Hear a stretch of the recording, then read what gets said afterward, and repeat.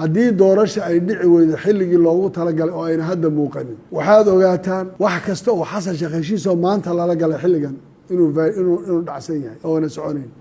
cid kasta oo ka dambaysa oo xasan sheekh ka dambaysana heshiis kasta oo uu galay including dadka uu dhulka ka duminaya oo barakicinaya oo xaraashaya kuwa askarta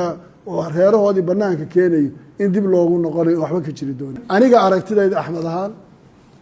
iyo sida ii muuqanaysa iima muuqato xasan sheekh caqliyadda uu ku fakerayaa inay noqonayso mid dowladnimo soomaaliya lagu badbaadinayo mid doorasho lagu qabanayo saa intii ani laygula hadlay ma dhacaysa intaas laakiin sida maanta ay ku socoto hadday noqoto dowladnimadii soomaaliya xamar baan u aqaanaa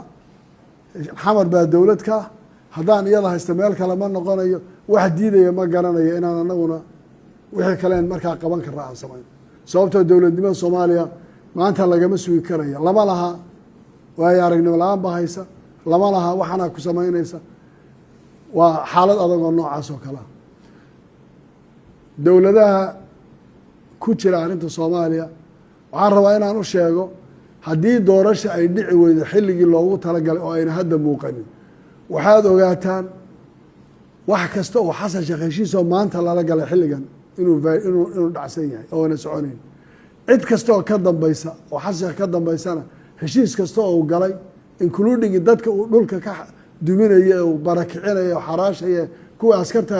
oo reerahoodii banaanka keenayo in dib loogu noqonayo waxba ka jiri doonin inay cid weliba ogaato heshiisyada la gelayana dib looga fiirsado soomaaliya xilli xasaasi ay ku jirtaa cidda u turaysaay ha ka shaqayso in doorasho la qabto waddankani uu soo noqdo dowladnimadii lasoo dhisay saddexaad maanta waxay u muuqataa inay gacanta xasan sheekh ku burburayso dastuur baan leenahay sida shalay qoraalkii soo baxay ku jiray dastuurkaasi wax xaq noo siinayaan leenahay inta laga heshiinayo dastuur lagu midaysan yaho la dhammaystirayo oo aan ahayn sax weeye iyo waxaan la kala qarinayo dee iyadaas jubbaland xaq u leh dastuurkeeda iyo waxay heshiis gelaysa iyo waxaan samaynayno waa wax reer jubbaland u yaala